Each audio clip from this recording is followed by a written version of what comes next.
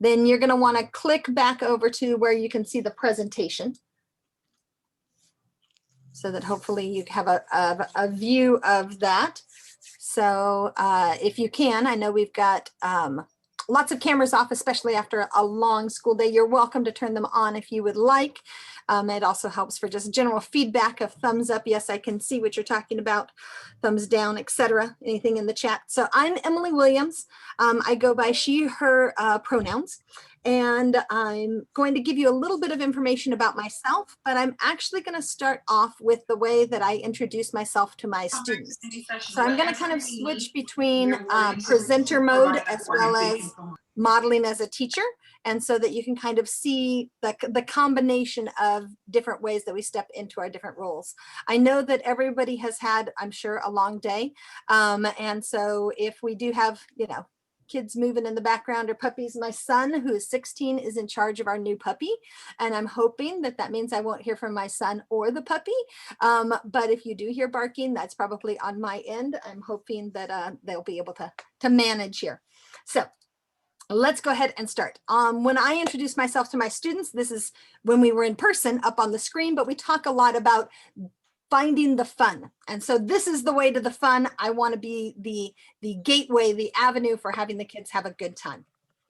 And whoops, of course it advances too fast. So we are going to be doing a lot of thinking together in class, and we're going to be working hard. So together we can do it.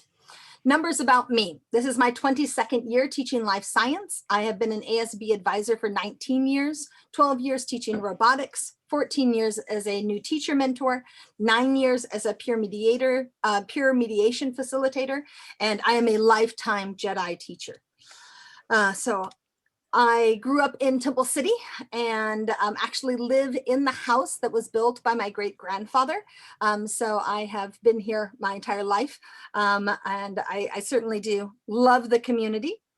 But I did go to Cal Poly San Luis Obispo for my undergraduate degree and my teaching credential, and then Cal State LA for my master's in middle and secondary science pedagogy, so that I can teach teachers how to teach science, which is one of the things I love. A few years ago, I was named as our site and then district teacher of the year. I went on to become LA County teacher of the year, and then was one of the state semifinalists, so one of 13 in the state. The nice thing is that when my mother retells the story, she forgets the semifinalist part, and she sort of makes it seem like I was the teacher of the universe, which is nice to always have a mom who's, super solid, proud of you. So that's always great. But I share that with my students because I want them to know that I take my job very seriously. I work hard at it, and I'm always trying to learn new things and to do the best that I can to then support others. Two other things that I love besides teaching are my husband and son, but I also love photography. So these are some pictures that I've taken. I'm a huge Harry Potter fan. I love to travel. I love Walt Disney. In fact, I love Disneyland so much that I made my husband work for the company. Well, he wanted to work there on his own, but I do love Disney. And I am a huge Star Wars nerd. So I love Star Wars. In class, we learn a lot about biology. We're going to be learning about cells. We're going to learn about butterflies and plants. We're going to learn about naked mole rats, which are amazing and awesome and weird, DNA and Charles Darwin. We're going to learn how to classify and organize animals, although we will not shove any of them into a file cabinet. We're going to learn about the human body and all the amazing parts that go into it, including sex education, which we are starting here in just a week. And then we're going to learn how our brain works, and that all different parts of the brain and how it helps us to understand the world around us. But in this class, I want you to know that mistakes are one of the best ways that we learn. It's what helps our brains to grow.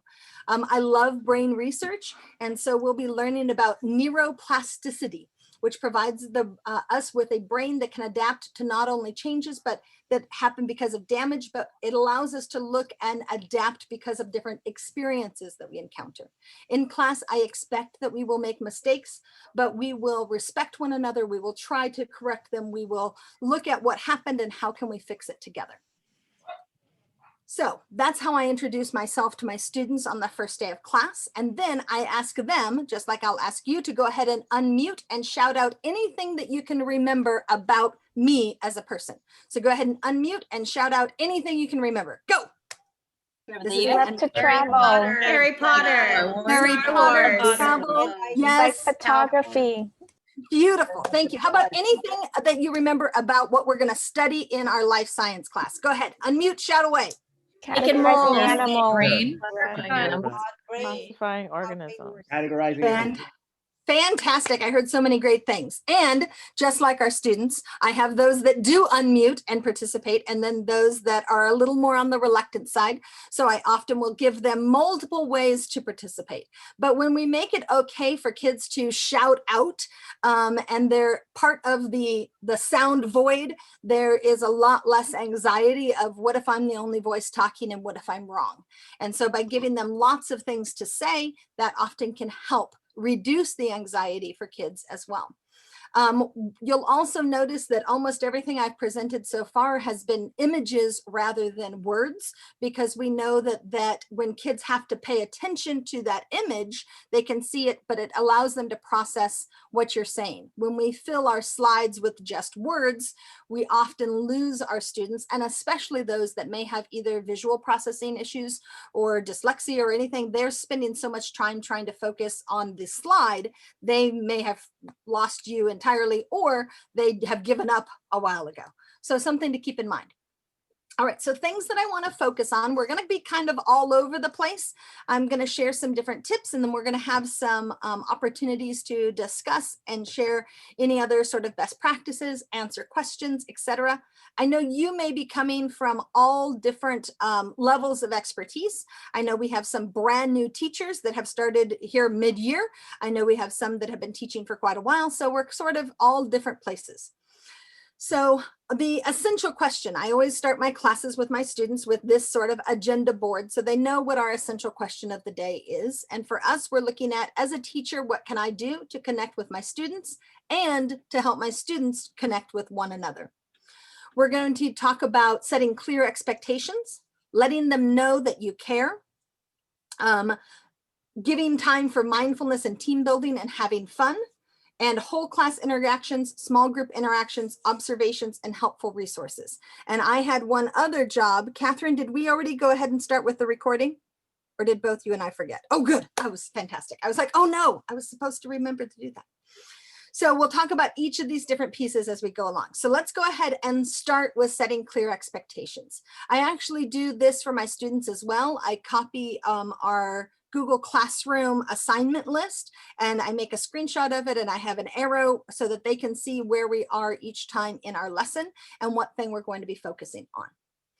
So when it comes to expectations, I typically teach with Google Meet for a couple of different reasons. One of them is the way breakout rooms work, where I can see everybody at once, but that's why it says Google Meet expectations. But I go over with the kids about what it means to be prepared, that how we want our presentations to work, that we come to class with all of our clothing on, that we shouldn't be wearing onesie, pajamas, that you're not laying down in bed. We've had a number of conversations about that with, it looks like you're still under the covers. I need you to sit up, honey, So staying on mute if there's a lot of other background noise, raising your hand to speak.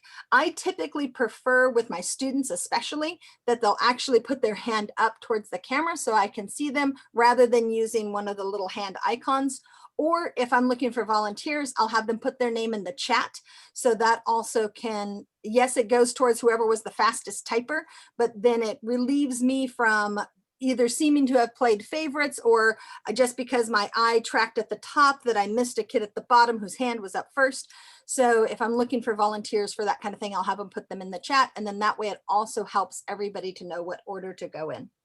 So we'll look at participation, being respectful. I use lots of hand signals, so a thumbs up at the middle or down. So even just like on a voting scale. So if I give them a 1, 2, 3 option. So we do a lot with that throughout the period. So when I started teaching, I had hoped that every kid was going to be super excited and engaged. And instead, I often felt like this is what I got instead. And sometimes the kids were interested still, but just maybe super tired or other things going on. So how do we avoid this kind of sea of children as we look out?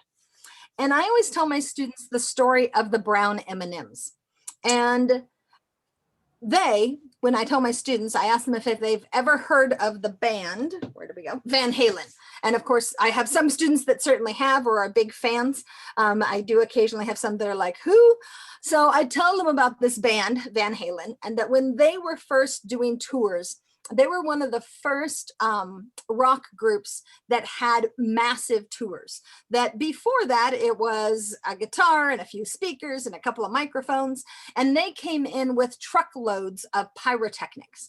And they actually got a reputation of being sort of prima donnas or overreacting for different things. And it wasn't until later on that it was revealed that partially that was intentional. So they had on their rider, on their contract, which was something like 22 pages long, they had a note that if they didn't follow everything in the contract, they wouldn't perform or whatever. But one of them was that in their green room, they wanted M&Ms, and they wanted all of the brown M&Ms separated out so that they had only these other ones. So it was like, they're weird, they're these rock stars, what does it matter?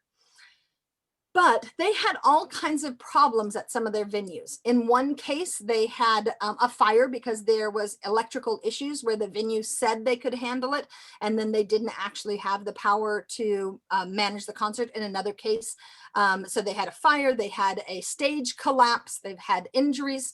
And so this piece of the M&Ms being sorted out was one thing that they could walk into the dressing room and see. And if they could see that the brown M&Ms had been separated out, it told them that somebody had to pay very careful attention to their contract. If they couldn't see that, if there weren't M&Ms or they weren't sorted, it told them that there could be other issues, something much larger that could lead to an injury or to some sort of damage or something like that. So they had one small thing that could tell them a lot of information. And I explain this to my students because there are often things that I have them do in person. Certain, I want your pencil here at, 12 o'clock on your desk, or everybody is leaning to the left or leaning to the right, or even in our virtual classroom, we'll do that. Sometimes I'll just have everybody raise their hand to see who's listening and paying attention. And then it lets me see, oh, okay, wait, are you okay? Because you're not participating. In the Padlet at the very beginning, I have that open at the beginning of class, and I'm able to easily see, okay, I've only got 26 people, I should have 28. Can I have everybody participating? And so it lets me see where there could be issues. And I tell my students, those are my brown M&Ms. They're the things that let me know at a glance that you might be struggling and that maybe you need more support, maybe you need better clarification of instructions or something like that. So I will tell them that story and remind them of it throughout the year. And so that if I have them do something silly or strange, I just refer back to the brown M&Ms. And I find it helps a lot for them to recognize, okay, this is why she's doing it. It's especially important with anything you do, having the kids understand the why, but also letting them know that you care. So I do a variety of different ways to check in with the kids. Sometimes we'll just do the number of fingers. So can I have you tell me here if cameras can be on for those that are able to? Are you feeling a 1, 2, 3, 4, or 5? Which of these most accurately describes how you are feeling right now? Okay, I see Victor's at a 1, must have had a very long day. Diane's at a 2, Henry's at a 3. And so being able to go through and call off for each of the kids, the students, and then those that maybe aren't, okay, oh, it sounds like you had a hard time. Can you tell us some more about that? So you can use this kind of a method. I also love some of these on a scale of 1 to 9. So this is a little rubber ducky one. Sometimes it's just even funny, the kids, whether or not there's truly an emotion attached to number 5 or not, but it can get the discussion going. Some of my classes like to discuss what one would do with a giant rubber ducky. Then we have, sheep that are doing just all kinds of weird things. So sometimes it's to make the kids laugh, but again, building that interaction, giving you an opportunity to check in with them. When we get to different sections in our unit, I'll actually even make some of my own. So I searched up different naked mole rat photos, and the naked mole rat is just a fascinating creature. We actually studied them because they don't have a sense of pain. And so we actually read a number of things on them and whether or not pain is a useful thing for the body to have when we were studying the nervous system. But also keep in mind that not every kid is on the same playing field, and that there could be a variety of reasons that you might have a student that is reluctant or struggling to participate. So it may be that there are truly camera issues. I know this year I have a student who is homeless, and so he's not always in an environment where he is comfortable having the background shown. So it actually took us several months, and also them moving into more stable housing before he was at a place where having his camera on was okay. Certainly I don't divulge that to the students, but I try to find ways around it. And sometimes I would provide the excuse. We would agree on that. And I would say, I'm so sorry. I know we're still working on getting you a working camera, so that he wasn't the one kid who didn't follow the rules, but also that he didn't have to try to explain why he was ignoring them. Today, I asked my students if they would help pose for what it might look like from the teacher angle of when kids are not paying attention. They were super excited about that, grabbing their phone. Sean grabbed an entire iPad to hold up in front of the camera. Those that, of course, I see a lot of ceiling fans. I'm afraid that when I do see students in person, I'm only going to recognize them by their bangs and what their ceiling might look like. So yeah, the kids that were perfectly happy to be looking at something else. Oh, you love those that are looking in the other direction and then have the flash of the TV on their face, and you're going, and can you look this way? Oh, I'm not doing anything. Yeah, well, yeah, we can all hear it. So that's certainly part of it. I asked the students when we're virtual, also in person, what should it look like, sound like, and feel like in the space together? So the kids are usually pretty good about figuring out how to sit up and lean forward if you've asked them for that, that it should sound like we're using words that are inclusive and supportive of one another, that we are, if you ask for participants, that we're actually participating. So each of those things can make a difference. But when they can identify it, it makes a difference. So I have some of the kids that are just super excited and engaged, so they all wanted to show how that looks. I have a couple of students, though, that also, because of concerns for their background, some of them did a lot of the backlighting that made them more comfortable, so we could at least have cameras on. The tip of some put Scotch tape over the camera so that I can at least still see the student, even if they don't feel that it's quite as clear. Maeve is my student that's actually on medical leave. And so she said, can I still keep my camera off? And it's not a problem. And the class is all very supportive of her too. And then the kids holding up fingers and showing me different things. Tiger, of course, decided he had a whole costume going on. So there you go. Mindfulness is something that I like to concentrate on a lot with my students. And pretty much every class period, we do some sort of team building mindfulness activity where we're working together. Even as simple as this, every class we take at least a minute of mindfulness. So I'm actually going to have you guys practice this with me as well. Get yourself in a comfortable position. Take some deep breaths, and we're just going to sit and calm our minds as we take a minute of mindfulness together.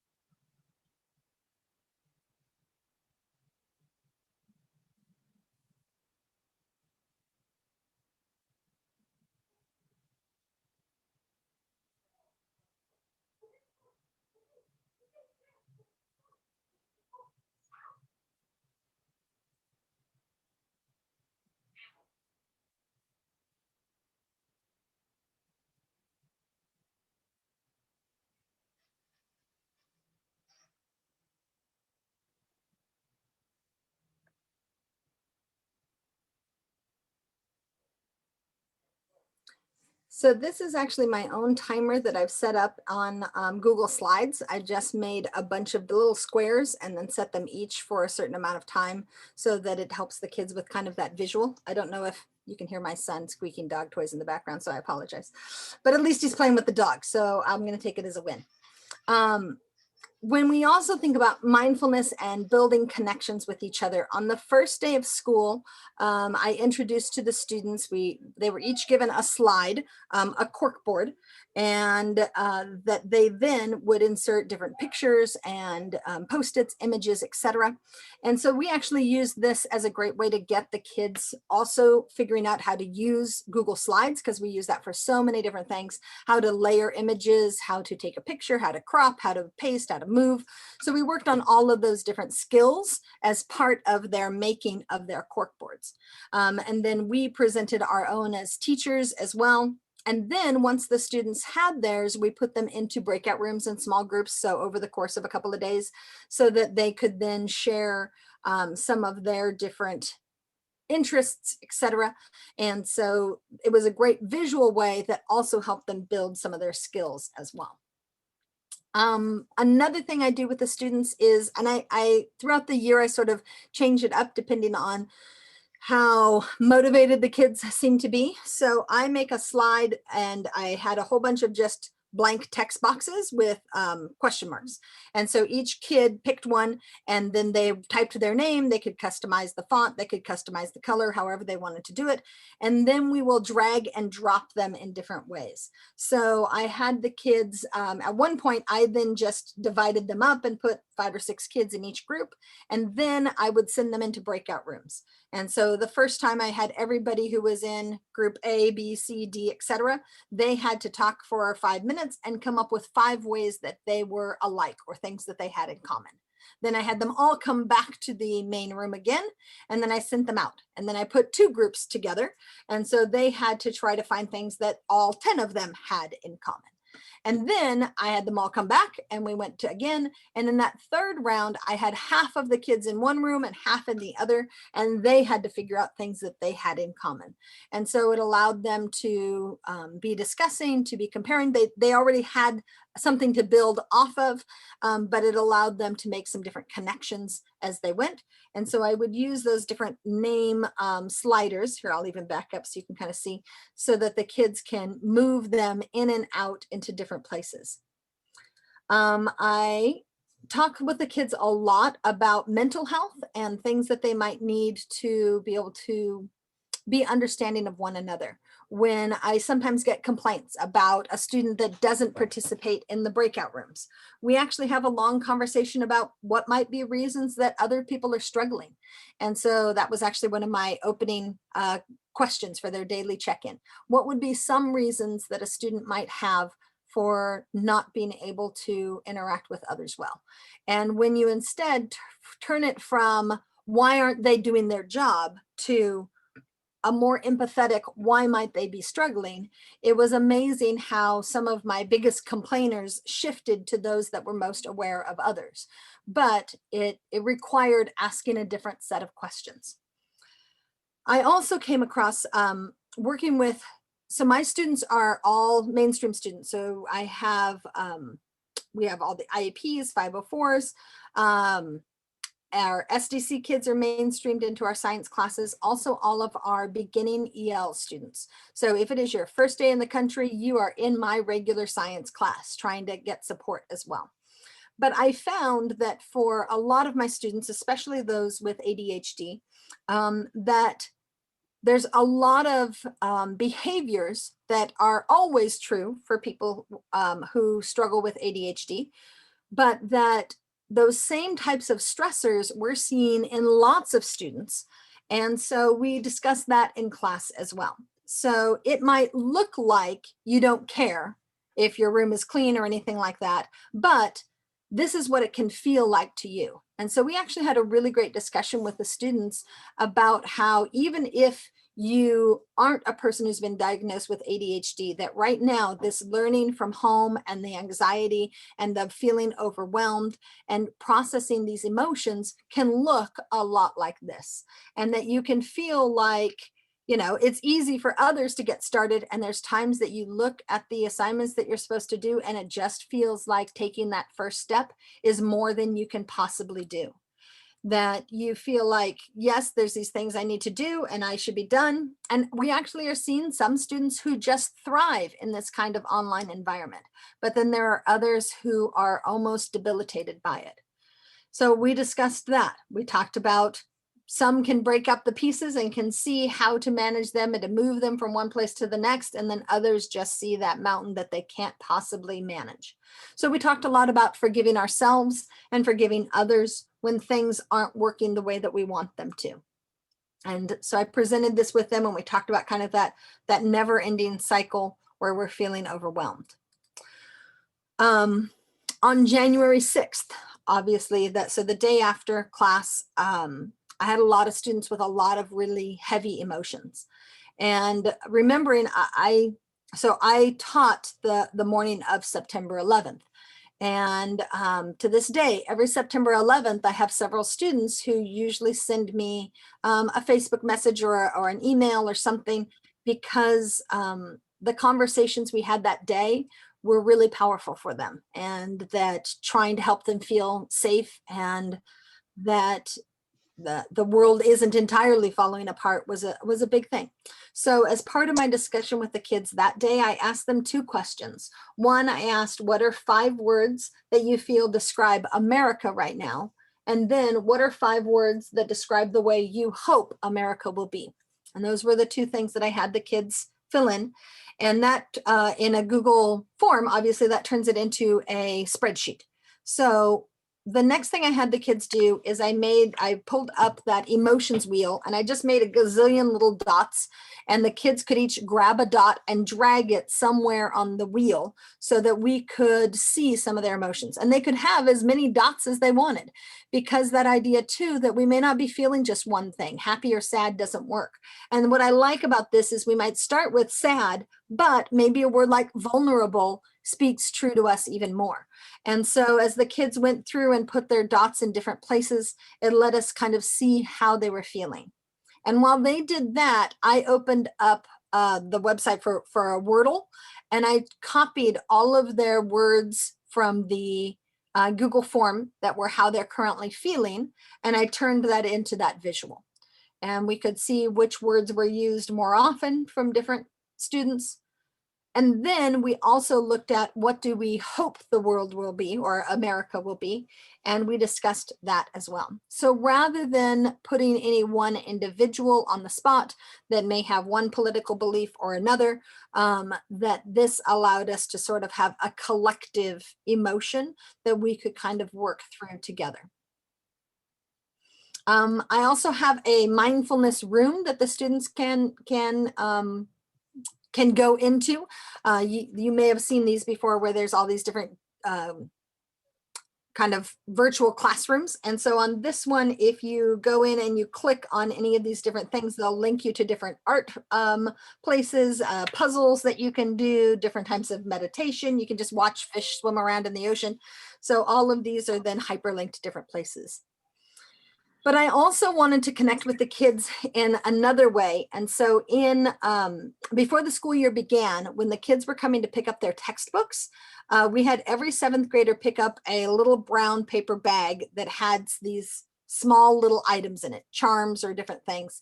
And then every week for the first half of the year, we had them pull out one of those items, and then we had some sort of meaningful connection, some sort of mindfulness thing that we worked on. So the first one was they had a very small little mirror about the size of a quarter, and we talked about reflection. And then I had them take their mirrors outside and try to look at the world in different ways and how to change their perspective, and that we might be able to look at things a little differently. And so then the next class, the kids also shared some of their own photos or the different things that they did with their small mirror. The next week we had a candle, and so we just used a little birthday candle, but we talked about that idea that a candle can share its light over and over, and that it also though can reflect. So there are 2 ways to bring light into the world. One is to be the candle, and the other is to reflect it. And so that tied back to our mirror discussion as well. Then every kid got several Scrabble pieces. And so we sent them into their breakout rooms to hold up their little Scrabble letters and to see how many words they could spell in a small group, and then in a medium-sized group and a large group. So just using Scrabble letters.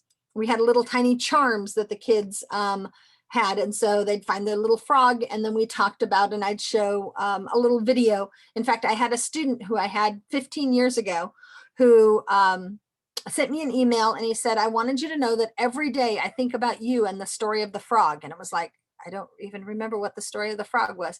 And he said that it was about, if you eat the frog first thing in the morning, if the toughest thing you have to do each day is to eat a frog, and you do that first, it makes everything else much easier. And so I was able to find that video that I hadn't remembered showing even years ago, but sharing that with the students about how do we tackle these kind of big problems and make things a little easier along the way. So finding ways to be mindful, to connect with the kids is really important. I recently read this article about the school principal who helped to cut the kid's hair because he was embarrassed about his haircut, and especially for adolescents and certainly for boys. But I do think this specifically worked because you had a principal who understood the student and could relate. I don't know that it certainly wouldn't be appropriate for me as an, older white lady cutting somebody's hair. I'd have no plans to do that. But the idea that rather than looking at the behavior as a student who was misbehaving, it was a communication. What is this kid struggling with? What do they need? How, rather than what's wrong with the child, what have they experienced? What we need is the trying to get their needs met, and how do we do that? So in my class, I have a poster up that has, I love to-do lists, so each day I try to learn and plan and prepare and teach, and I do grading and give feedback. But even more than what I try to do is who I try to be. And I try to be kind and supportive, encouraging, inspiring, compassionate, empathetic. And many days that's really difficult, and I don't always get all of them all the time. But anytime I get that angry email, anytime I have a kid who overreacts with something, I try to take that deep breath, and I try to be these things that the kid might need. I love this one. The way we talk to our children becomes their inner voice. And reminding myself to quit taking it personally, that a lot of times it has nothing to do with me. One of my new teachers that I mentor forwarded me an email from a parent that was just off the wall, and it was this crazy thing about why you are a terrible, horrible person. And it was like, you realize, as much as that hurts, this is not about you. This is clearly about a parent and a kid who are in a lot of distress.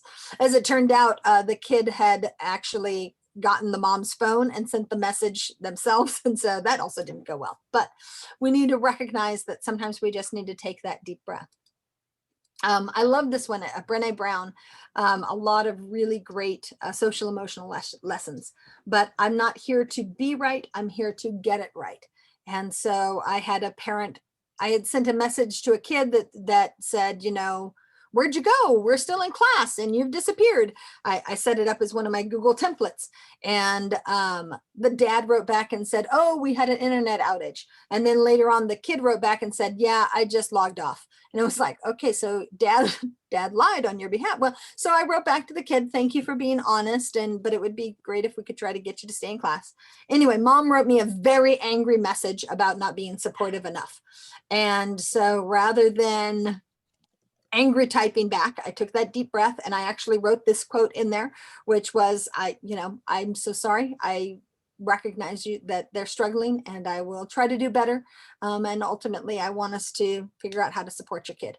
And then the response was a much more positive one. But rather than digging in my heels, which would have accomplished nothing, trying to figure out how to build that relationship can make a big difference. So lots of time for mindfulness and team building. And there's a lot of small things that you can do to weave into your classes that let the kids know that you care. And sometimes it genuinely is taking those few moments. I think that's going to be one of the biggest takeaways for me this year is as much as I love my content, my focus on my students was by far the bigger lesson to be learned. And that if I could help them feel valued, and that somebody sees them, and that we want them to be here, that is a greater gift than I can give them, even than whatever content they cover on mitochondria, for example. Okay, so lots of ways to also have fun. We will frequently use those same terms. What should it look like, sound like, and feel like in here? So even when we're doing something that may be more fun or a little more crazy, or we're moving all over the place, how do we still make sure that we are clear on what those parameters are?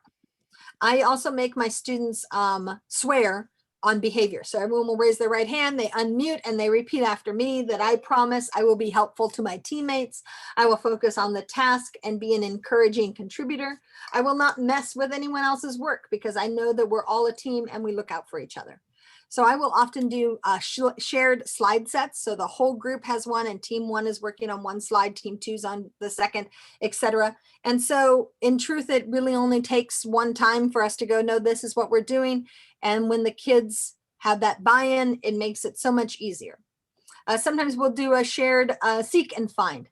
And so I have different kids that were in charge of, you're in charge of finding all of the basketballs, you're in charge of finding everything that's an apple, you need to find everything. So they would drag the little circles, and when they found an apple, they could put it on there, and they were working together to find different things.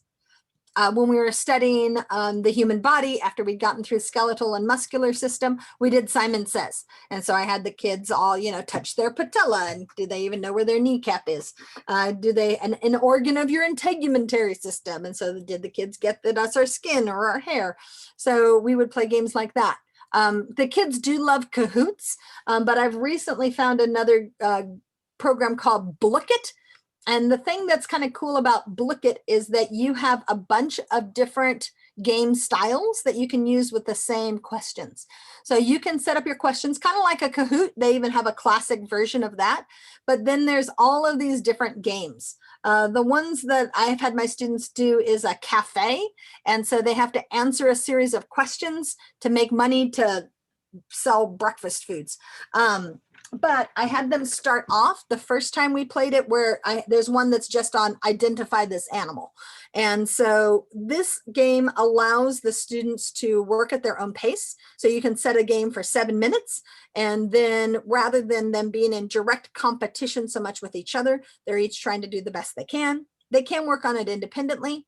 Some of the games, like the one that's Gold Quest, has a lot of things like sabotage, where you can take gold from people or you can give gold to other people. I'm not an overly competitive person, so I like the ones that it's much more about you working at your pace and getting points for yourself. So, but for those that love that kind of thing too, I liked that there was a variety of ways that we could present things, and that I could also have it for a specific amount of time and be sure that it was over. Sometimes I find that, with Kahoots, depending on how many questions or whatever, and how quickly the kids respond, they can take longer than I sometimes have set aside for class. All right. So lots of ways to have fun. Whole class instructions. So when you first joined, we worked on Padlet. And I know that there is like a paid version of that. In truth, I've been using now Padlet for several months, and I have only ever used one slide. And then each day I just clear, actually each period, I just clear it off, and then we do it again, and then I clear it off, and then we do it again, and then we clear. So it makes it really easy for me to be able to kind of go back and forth with that. And so here at the end, we'll actually be looking at maybe a successful strategy for engagement, and we can talk and compare with each other as we go through that different information. And there's a lot of different ways that you can use a Padlet, as a bell ringer, something predictive. So there's a lot of different choices that you could use to compare that with. Along with the names that I had used earlier. So here's an example of this or that. So I would give the students choices. Would you prefer to play video games or read a book? And so each day I would just slide all of their names off of the slide. And then when they came in, they would, if I resize, they would just find their name, and then they would drag it to which side they wanted to be on. If the kid was having trouble getting theirs to move, they could type in the chat, can you move me over to the video game side? But it allowed for some conversation, and then we could kind of see where each person was. I also try to make sure that I change my sharing settings, and I paste the URL that the kids will need into the presenter information so that it's easy for me to paste into the chat the link that kids are going to need. So that's a way that I also try to make things a little easier. And so for this one, all I had to do each day was just slide everybody's name back off to the side and then change my pictures. I also tried very hard to make sure I was inclusive. So I was shockingly surprised at how hard it was to find students of color reading books. So I did book reading and I was like 10 slides, 10 pages in and couldn't find a diverse group of kids. And so that again was one of those pieces that we kind of had a discussion about even in class. But I also didn't want to have 2 students of color playing video games and then a group of Asian students being the ones that were reading. So trying to be culturally aware as well of the different images and messages that we send to students. As we were getting into the holidays, I presented to the kids the 5 languages of love, that there's different ways that we can show that we care about people and different ways that we can feel like we care about people. And so, or we feel cared for. And so I had the kids rate, do you prefer positive words of affirmation or somebody giving you an act of service, helping you with something? Do you prefer for somebody to give you a hug, or do you prefer for them to compliment you, etc.? So they each day for this throughout the week, we talked about each of them, and then it kind of led to a whole discussion with them. So I set up one slide for each of the different groups. I've been doing a lot of different drag and drops where the content they need is on the sides, and that makes it a lot easier for them to, rather than having to type all of the stuff, they can just kind of match the different information up. So that's one of the ways that makes things easier. When it comes to small group interactions, I do a lot with breakout rooms, but I try to make it very clear. So there's a specific amount of time of how long they'll be in the breakout rooms. What are the tasks that they're going to have to do? Frequently, it is a team discussion, but everyone's in charge of turning in their own thing. And making sure that you've got 3 people who will be ready to share when you come back. I have my, in Google Meet, I can use a nickname feature for their breakout rooms. So if they are all in Team Darwin, they just have to type the word Darwin and they can end up in that group. But I can also just paste them in the chat and then they can join their groups. We do have pre-made groups. I ask the students who are 5 people you think you could tolerate working with. And then I put them on index cards and I match them up. And then throughout the year, I've asked, you know, where do you feel like you would be more successful in a different group?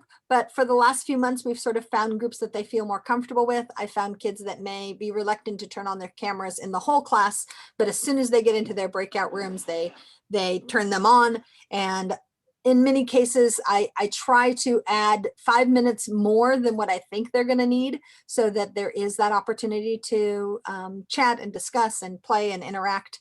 Sometimes they've got music playing, sometimes they're just being silly. Lots of pets come to the breakout rooms with the groups. This also allows me to see who should be in which room because within Google Meet, I can tile it the same way and I should be able to see where each kid is. Another way that I have them work in groups is that they'll be given one slide in a slide set, and it lets them, so we did kind of a bracketology almost of which one is more important, the muscular system or the cardiovascular system. So after we learned about 10 different systems, each group had 2 different ones, and over time they had to try to give what are some of the connections, how do those systems work together, what are some different images for them, and then they eventually led to which systems do they think are more important. So again, I put the links down in the speaker notes, so that can help making sure that you set them so that they are the editors, and that can help save you some time as you're going through them as well. So that can look like, let me show you on here. So this is an example of one of the slide sets that the students had filled in. I also color coordinate things so that team 1 has the little red 1, team 2, orange, green, yellow, green, blue, purple. So that they also have then the different blank versions of things. So I'm making sure that I've made them the editors as we go along, and that can help make a difference too. All right. Observations. So how do we get the kids to really pay attention to the different things that are around them? And some of that is even just giving them lots of wait time. And I find that that's one of the most important things that I do with my students is I'll ask a question and then we wait. And it's can be super awkward for a really long time until finally either somebody will break the silence or then we'll move forward. But it gives them lots of time to wait. And I also share a lot of my fears with the students, things that I'm worried about. I certainly try not to put a lot of pressure on the students. I don't want them to think that their teacher's falling apart.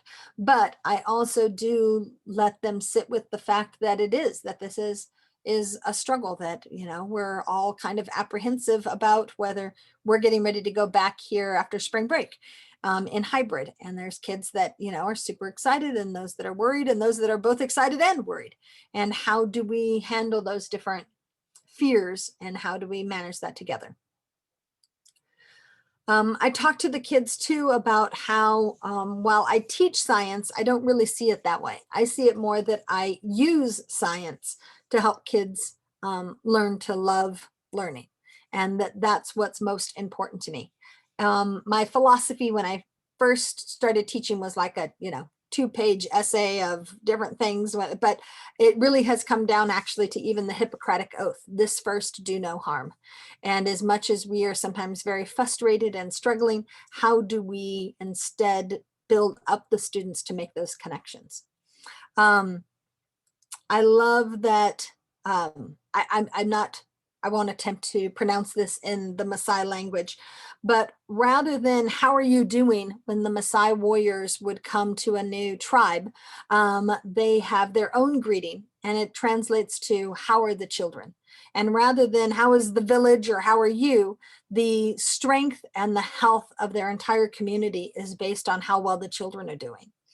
And I think right now, if we look at our nation, and we ask that same question of how are the children doing, we may not like all of the answers that we're getting right now. And I think that we're going to be feeling some struggles for several years to come. I do hate that question of the kids are falling behind, and it's kind of like falling behind what? We are literally in the middle of a plague. And so how do we instead though help our students to feel connected and valued? And the ones that worry me the most are less the kids who act out and more the kids who get smaller, who their personalities and their voices that I don't hear. And those are the ones that I want very much to be seen. And so how do we figure those pieces out? And it's been neat to see that for the most part, I think a lot of our school administrators and stuff have also shifted the value towards that rather than on what is their latest test score. I'm in a pretty high performing district, and I'm glad to see though that we have a lot of focus on mindfulness and social emotional needs of the students. A couple of other quotes that I love. There are 2 lasting gifts that we can hope to give our children. One is roots, the other is wings. We must prepare the child for the path, not the path for the child. And so what tools does each student need so that we can help them be successful? And this is actually the sign that hangs above my desk at school. And all the letters match up. So this is my son when he was getting ready for his first day of kindergarten. And just a few months before was when he was first diagnosed as on the autism spectrum. But he was so excited to be heading to kindergarten. And so I asked myself, are you the teacher you would want your child to have? And so whenever I do have a kid that is acting out or is being annoying or is struggling with something, I try to approach it in the same way that I would want my own son's teachers to handle it. So things to kind of keep in mind and touchstones maybe for you to lean on as well. I'm going to go through a couple of other quick helpful resources, and then I'd like for us to spend some time just even unpacking some of these different things and thinking about different ideas. So I'll put back up a Padlet here so we can kind of think through that. How many of you, I know we've now got most cameras are off, but have any of you used Google Slides like as a drag and drop? Have you guys been able to use that technique? So I realize, especially with our heavy science content, that again, rather than having them type out everything, if they can do the matching, it makes it much easier for me to see. Plus, it makes it much easier for grading. So I teach the kids how to rescale it, and they should have an image for each of them. But we use Google Classroom for our grading. I know some districts are on Canvas or Schoology or whatever, but one of the things I like is that if I zoom out on the computer and I go into my tile view of all of the different students, that I can easily see from the thumbnail of a single slide whether or not the student did the work and whether or not they have things in the right place. So if they chose the words that were too long or too short or anything like that, it makes it very easy for me to grade. And so I could often go, okay, well, this one doesn't look like, this one didn't follow the directions in this one. And I can grade those 2 or 3 that are clear outliers. And then I can go back and give everybody else 10 points, 10 points, 10 points, 10 points, 10 points, 10 points. I wish there was a mass fill. I don't know why they haven't figured that out yet, but I do appreciate that I can grade, in many cases, a single slide so much faster than if I was having the kids fill in sentences or things like that. Let's see. So other helpful resources. I mentioned earlier how much I love brain research. Some of my favorite books that I really enjoy is Mindset, if you haven't read that one before, The Self-Driven Child, How to Raise an Adult. That's a great one for both teachers as well as parents. And that whole idea, just like we use in teaching, of sort of backward mapping of where do we want them to be, and then how do we help get them the tools to be there. So lots of different skills. When I shifted in my back to school night presentation and talked less about my grading and more about teaching the whole child and giving parents book recommendations instead of just how I grade when it's an A or a B or anything like that, it really shifted the way my parents, the students' parents, interacted with me as well. And so rather than it being, you're the reason my kid is failing this assignment or didn't turn in this or some story, it became much more of a, how do we work together? How are we both team kid and work to support your child? So it gave us a very different focus when I presented that that's what my bigger goal was. And I found that changed the conversations that we had together. So let's see. Couple of other tricks that I just wanted to share with you in case you didn't know how to do them. Whenever you share something, does everybody know how to make a forced copy for somebody else so that the only way they can open it is through that? So when you are trying to share something, if you copy, so I put this in as so book recommendations. So I said it that anyone with the link can view it, and I copy that link. But when I do that, if I then edit the words from the copy into, let's even try it here. So let me go here, copy, and I can put it here so you can see. That then if I change the word here where it says edit, if I literally just delete the word edit and I instead change it to say copy, then when I paste it into the chat for you,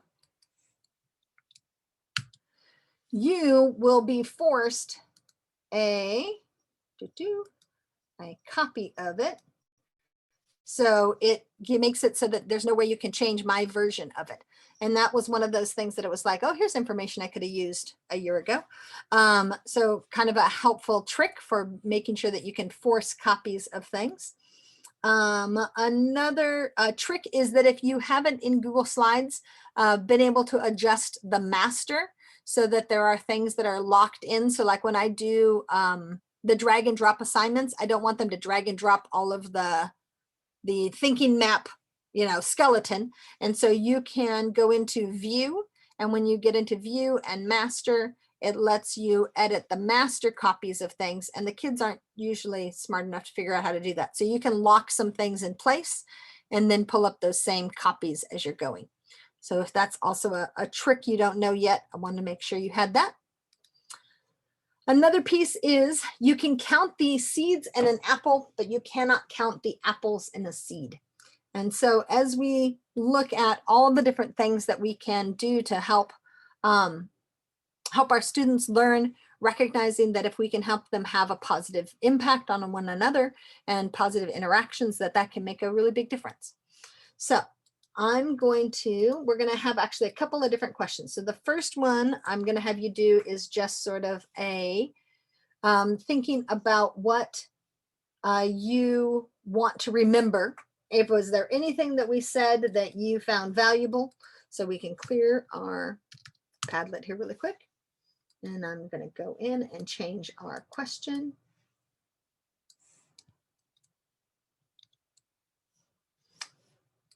Hold on.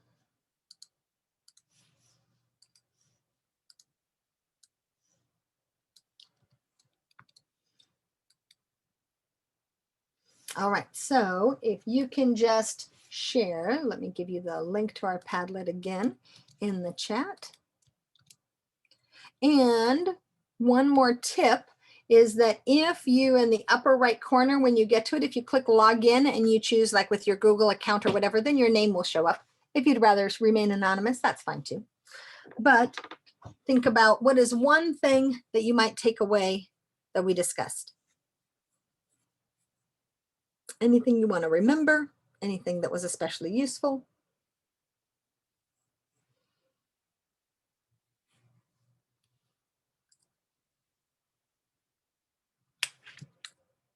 And while we're filling that in, if there's also questions or comments, things that are coming to mind so that we can kind of open this up to other things, putting it back in the chat. Absolutely. There you go.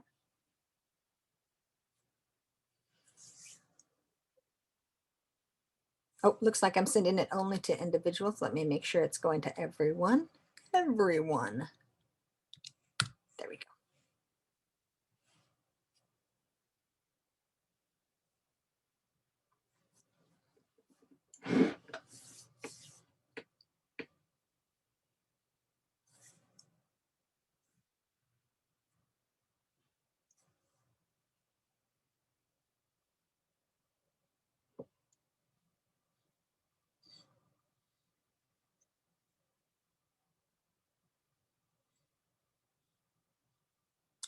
You can also, my students like when I try to, sometimes I'll set the mood in different ways, depending on what music we end up playing.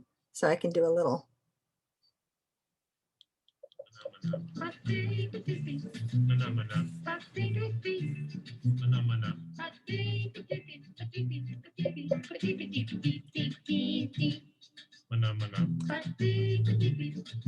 Or even this one.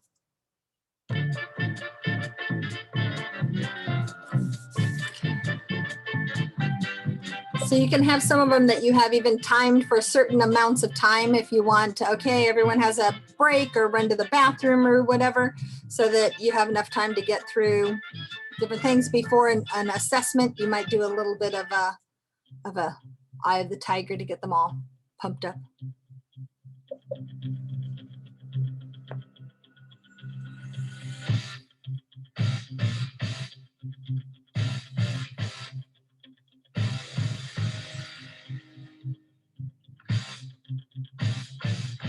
So if you can find a couple of other people to help interact with as well, gives you a chance to comment and respond.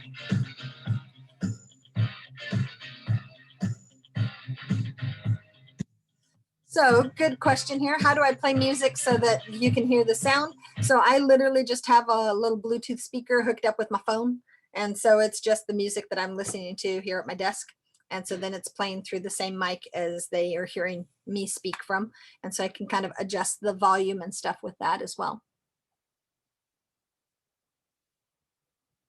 So depending on the mood, I find that different class periods have very different personalities. And so some of my classes, you know, they love that kind of thing. Others that it's, you know, sort of the blank wall of faces as we go through. So simply by typing out some of the things that you think you might like to do can help us to recall them and remember them along the way. If we were in person, one of the first things that I would have had us do at the beginning of the class was sharing what is it that a teacher ever in your past history that did something that you really connected with, or what made you want to become a teacher. And I find that when we can sometimes get in touch with those kinds of reflections and questions, that can make a big difference too. So with my students, I'll also ask them things like, what is something that you're really proud of? What is a time where you felt really overwhelmed? And sometimes the kids will share these different things. We had a new student who had just moved here mid-year, and I think that's always got to be tough anyway, but then you're joining a class of just boxes on a screen. And he had shared that even though here he is as a 7th grader, that he's moved 12 different times in his life. And so, you know, it was one of those things where the students were able to give a lot of support and kind of connect and share things too. So that sometimes that being vulnerable and sharing your personal stories can also help make a difference too. All right, my next question for you is, I wanted to see your suggestions of what is something that you've done that your kids either really liked or that made them feel connected, something that was fun, enjoyable, maybe even just an activity. So I recognize that depending on your subject area, it could be something that's math or history, etc. So I'll have you guys go ahead and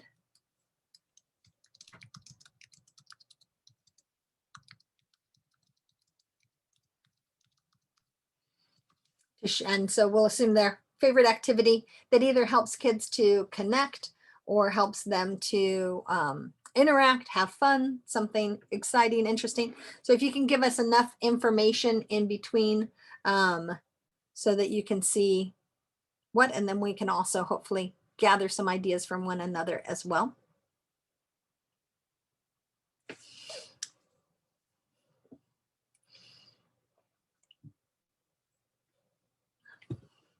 Oh, I love the idea to find the difference.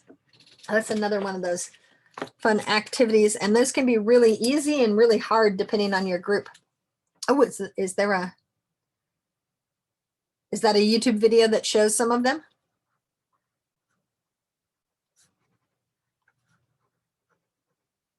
I'm going to take myself some notes too. Give them an opportunity to let them draw. Beautiful. Freeze dance. I did have one class where it was just me and my student Jack. We were the only ones that danced. Everybody else looked at us strangely. But you keep trying, figuring out what's going to work for each group.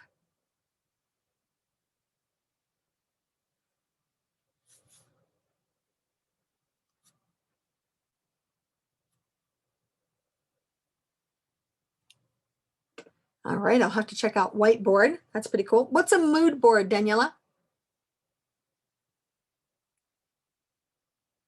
It's like a collage of GIFs that represent, okay. So kind of like the duck meme that you had used. Right, right, but with more faces and stuff too? Yeah, and then I let the kids pick the topic, so they tell me different movies that they want GIFs from or shows. So I'll like make it, they get to tell me what they want and I'll make it for them. I love it. I love it. I've had some students that'll even submit some too. And so then, you know, they get really excited when they see their one with Squidward or whatever it might be. Yeah, exactly. Oh yes, Wheel of Names. That can be a lot of fun. We did a genetics bingo card one time. So if you had a hitchhiker's thumb, you put it on your bingo card and stuff too. And then we spun the different traits and that was helpful.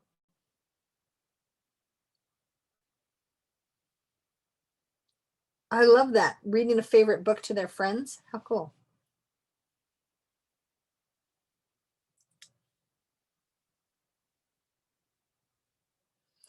Nearpod and Pear Deck. That's great. Do you have one that you like more than the other, or do you use both of them, Dana? I use Nearpod more. I just started using Pear Deck this semester, and I'm finding that it loads faster than Nearpod for my students. Okay. They do the same sort of thing on both. If somebody is just getting into something like Pear Deck, what do you recommend as an easy, I find with so many different technologies, and that was one of the things, because I know there's actual sessions going on right now that you got to pick from, that you can spend, 2 hours learning how to use a specific thing. But if somebody wanted to try to dip their toe in and try it, what would you think is a good way to start? They have add-ons in Google Slides. So if you're familiar with making Google Slides, all you need to do is install the add-on. And at certain points within your slide, you can insert all of the different applications they can do. So you can add a game, or you can add sort of a drag and drop feature. You can ask them a question in which they type, and you can see everyone's responses in real time. So it just kind of depends on what you want to put into your slide. But those add-ons are there, and it's pretty user-friendly, and it kind of walks you through how to do all that. Excellent. Oh, live animal cameras. That's awesome. So is that like watching the pandas or the giraffe and stuff like that? That's a great idea. That works well for my biology class.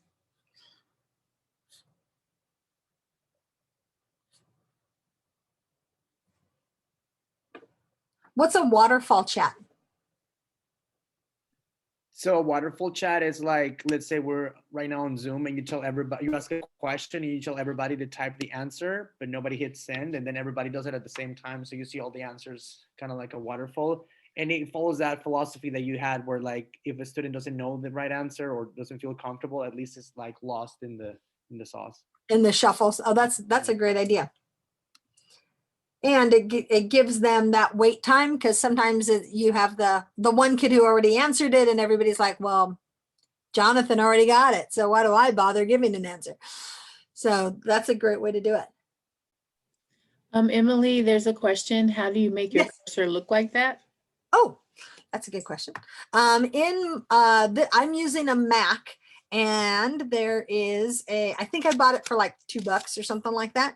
Let me see if I can find the exact name of it. It is applications, and this one is Pro Mouse app. And so it gives me options where you can choose which keystrokes you want to use. So let me actually see if I pull it up.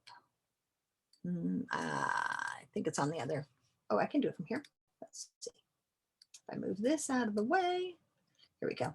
So then I can choose which toggle functions I want. So I can make it zoom, I can make it spotlight, and I can choose like, so if I wanted something instead to spotlight, where is my option to? So I get to choose what the shortcuts will be. And so I can have it come on at login. And so I think if I choose my, so yes, I have it set for like shift and command, but if I choose control, or where's my, I think it was like my function key, one of the others, I can also make it all turn black so that everything focuses the kids in just one place, etc. Oh yeah, here we go. Here's my shortcuts. So if I use, let's see, spotlight, if I did control and shift instead, I can make it so that everybody's looking in this corner only. And so I know they make those for different ones, but I find that helpful. You can make it so it has like a tail or different things like that too. So it was definitely worth the $2 or whatever I paid to get the app. Anything else that you guys, other questions, things you're thinking about? Anything I went over is so fast that you were trying to figure out what on earth I was saying, which isn't unusual.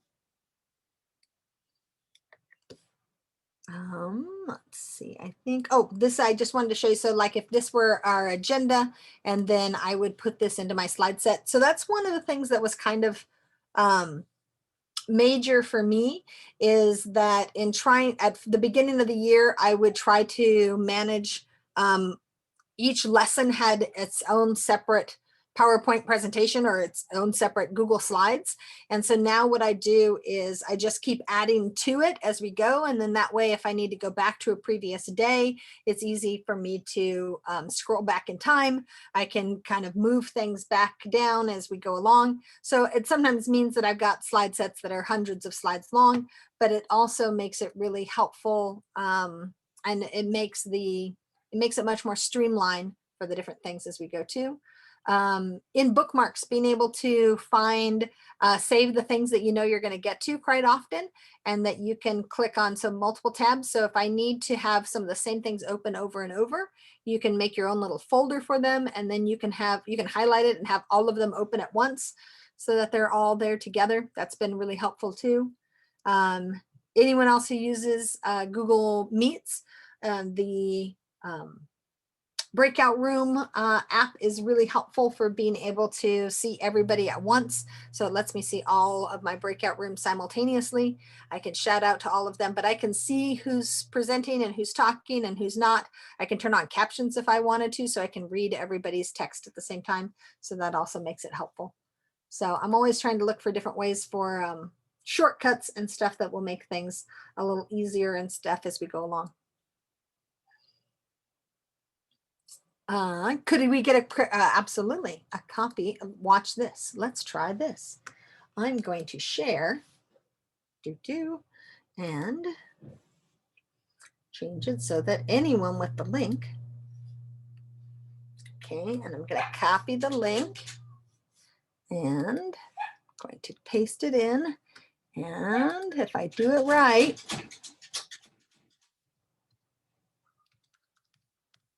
okay, so I hope I did it right. Can you guys click, and can somebody confirm that that forces a copy and not editing the original?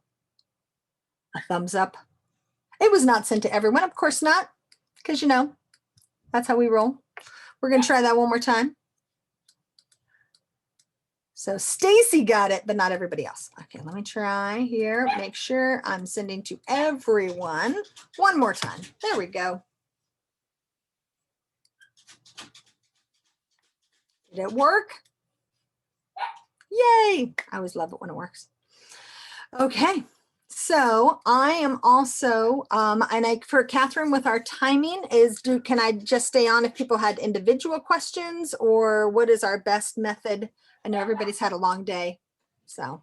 Yes, and so if Emily is concluding, or you're welcome to stay on, and Emily, if you're willing to stay back and answer questions, we ask that you do one more thing, and that is to complete a survey. Give us feedback on how you enjoyed all these wonderful things that Emily has shared with us. So I'm now putting in the link into the chat, and it's just a really quick survey. You'll just click on the title of this session, and then just provide feedback, and we appreciate it and thank you. And so, Emily, I don't know if that concludes your presentation, or yes. And then again, if anyone has any questions, or certainly if there's any suggestions or anything like that, I think my contact information is in there as well on one of the top informational slides. So if you want to send me an email or anything like that, I always love learning new things. So if someday you come across this is a really cool thing, I bet Emily would like that. Feel free. I'd love to get emails. Love learning new things. Oh, it might not be available due to heavy traffic. Okay, well, hopefully in a little bit, there'll be less traffic on the page. And if for some reason, I'll put my email in the chat as well.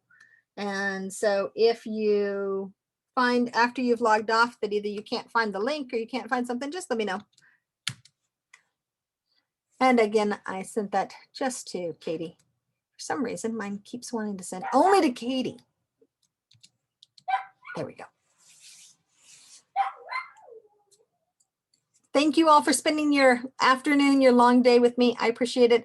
I hope you leave with at least one little tidbit of something that's useful. thank you for coming. It's good seeing everyone. Thank you. Bye. Thank you. Thanks for coming. Thank you. Thank you so much. Bye, Rick.